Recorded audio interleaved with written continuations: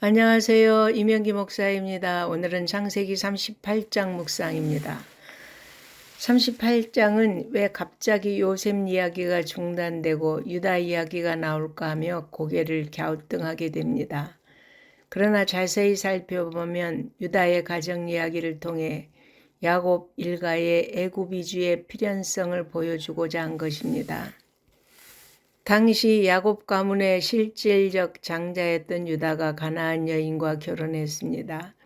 그는 하나님의 앞으로 이스라엘에게 땅을 주시기 위해 진멸시킬 사람들과 혼인을 했습니다. 유다의 아버지 야곱이나 할아버지 이삭은 부모의 뜻에 따라 가나안 사람이 아닌 고향의 친족 중에서 아내를 선택한 반면 유다는 에서와 같이 이방 여인과 결혼한 것을 볼 수 있습니다. 유다는 큰아들 엘을 다말이라는 여인과 결혼시킵니다.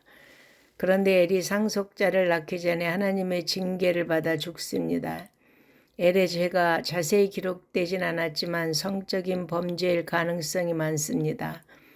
또한 유다가 며느리인 다말을 장녀로 알고 그녀와 동침했다는 것은 유다가 평소에도 장녀와 관계를 가졌을 것으로 여겨집니다.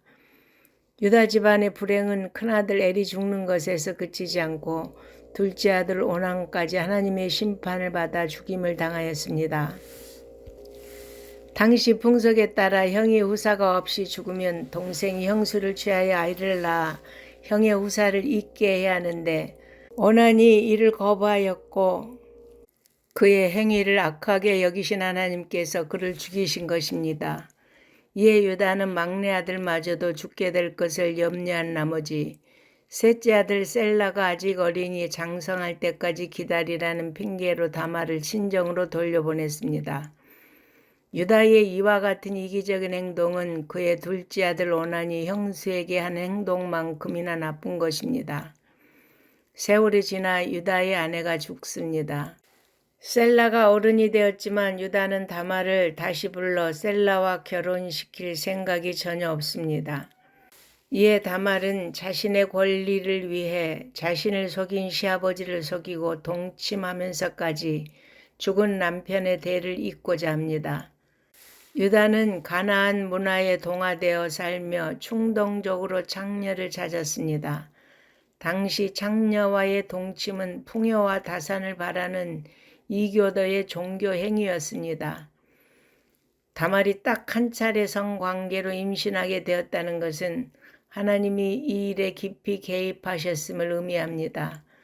유다는 다말에게서 셋째 아들 셀라를 남편으로 주겠다고 약속했습니다. 하지만 그 약속이 자신에게 해가 될 수 있기에 지키지 않았습니다. 반면 창녀에게 염소 새끼를 주기로 한 약속은 지키지 않으면 자신의 품위에 손상이 올 수 있기에 지키려고 했었습니다. 성도는 자신에게 유리한 약속만 지키려 하지 말고 그 약속이 정당하며 타인에게 유익을 준다면 자신에게 불리한 약속도 지켜야 합니다. 석 달 정도 지났을 때 유다는 친정에 가 있던 며느리 다말이 임신했다는 소식을 들었습니다. 그는 다말이 행음에 자신의 가문과 족장의 명예를 여지없이 실추시킨 것에 극도로 분노해 불살라 죽이라고 명령합니다.